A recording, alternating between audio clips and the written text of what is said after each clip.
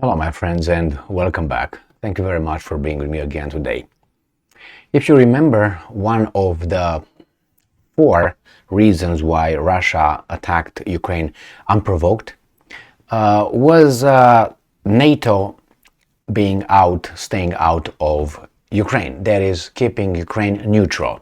That's one of the reasons, one of the four, why Russia invaded. But we are supposed to say that there's nothing that blah, blah, blah, blah, blah, blah. Anyway, I don't think that Ukraine needs to join NATO whatsoever. It just needs to, for instance, have some treaties.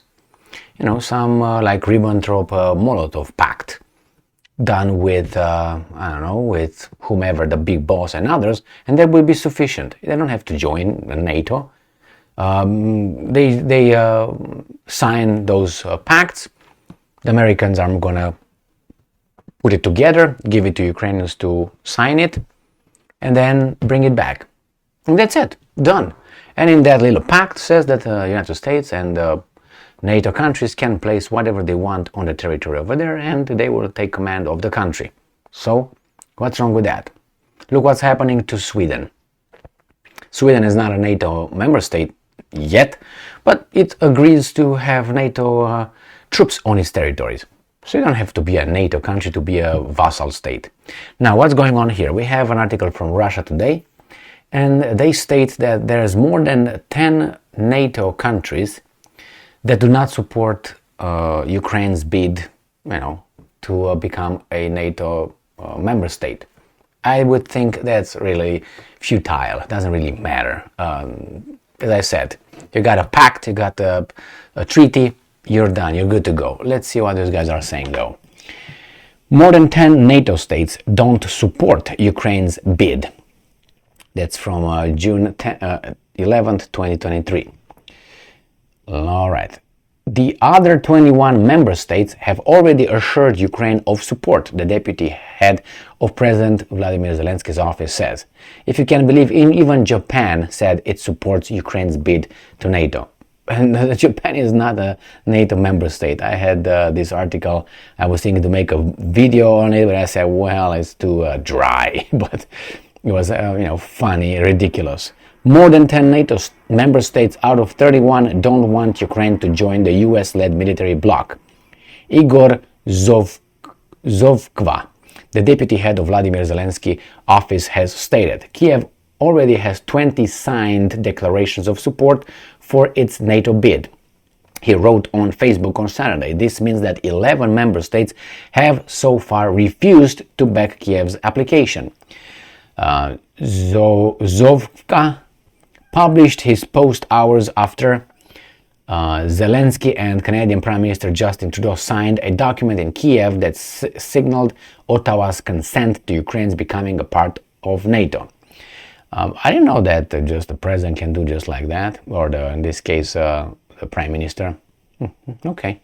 And I'm quoting, the joint declaration clearly fixes backing for Ukraine membership of NATO from the Canadian side as soon as conditions permit this. This is the strongest wording among all the G7 countries that are NATO members. Zovkva wrote. A similar declaration has also recently been signed by the government of Romania. Fucking idiots.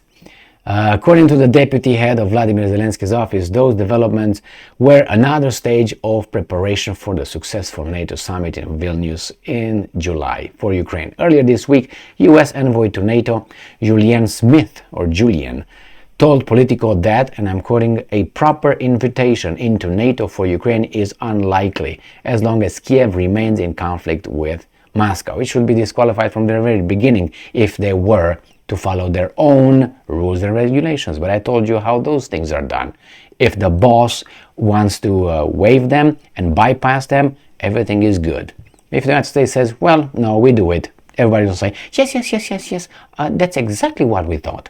However, Smith pointed out that during the upcoming gathering in Lithuanian capital, the bloc still wanted to send a message to Kiev that it was determined to keep helping it in a long term. Of course, you got a tiger by the tail. What are you going to do?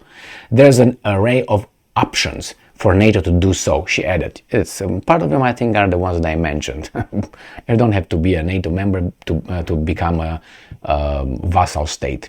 Russia, which sees NATO's eastward expansion as a major security threat, has singled out Kiev's push to join the US-led military alliance among the main reasons, there you have it, for launching its military operation in Ukraine more than a year ago. So, this is considering the other side's, security concerns. And if you continue doing that, the other sides will do the same thing to you, if the other side can. And this is exactly what these weasels are betting on. I'm not talking about Kiev, Ukraine. I'm talking about the United States of America and other weasels. They think that their security cannot be threatened by Russia. Remember, all this happens on the European continent. If you remember, General de Gaulle used to say two things in each meeting with the Europeans. Remember two things. The Americans do not live in Europe. And second, Great Britain is an island, or England, one of two. I think Great Britain is an island. That should make it so when these two countries create something in Europe, you think of these two things. Why would they do that? One is across Atlantic, the other one across the, should I say it? No, English Channel. I was about to say French Channel, but I would have been hit by all kind of eggs here. So, here it is. They will bypass it, but as of now they can't do it because that would draw them in a direct confrontation with Russia, and they're just talking. When you hear Poland talking about, yes, do this, or the Baltic states, the three that together have a population of 5 million people, Lithuania, Estonia, and Latvia, but they're all tough. When they say that, they say we all together are going to fight, not we. Like Lithuania is going to start fighting Russia, or Estonia, or Latvia. No. We all, because we're courageous. Like we fought, I don't know, other countries, remember the bad guys that US brought democracy to and freedom, like Iraq, and then before that was Yugoslavia and Libya and all these countries where, as a group, as a NATO defensive alliance, we all together make sure that there's peace over the continent, and why not over the entire planet. And the other ones are supposed to just be happy about it, happy. I mean, you can make shit up. As I always say, when I get a chance, think of what's going on this planet as the dynamic as a schoolyard. After school is done, the whole neighborhood, kids of the neighborhood, hang out there. Now that dynamic is the same as here. The schoolyard is the globe, the planet. And you got certain kind of countries, certain kind of people acting a certain way with little groups, with little gangs and all that. The same thing is here. And there's always someone who's the toughest, or maybe two or three, and they don't really fight, rarely fight. But everybody around are gathering and joining. I joined you guys, I joined this guy, and so on.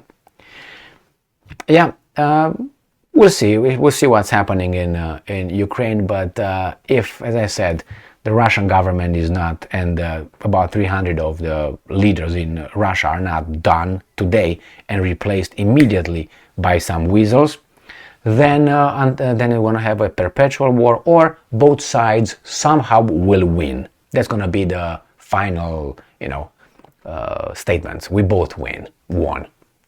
Okay, we all beat the other side. Thank you very much for being with me again today. Stay strong, stay smart, look for the truth, and be just.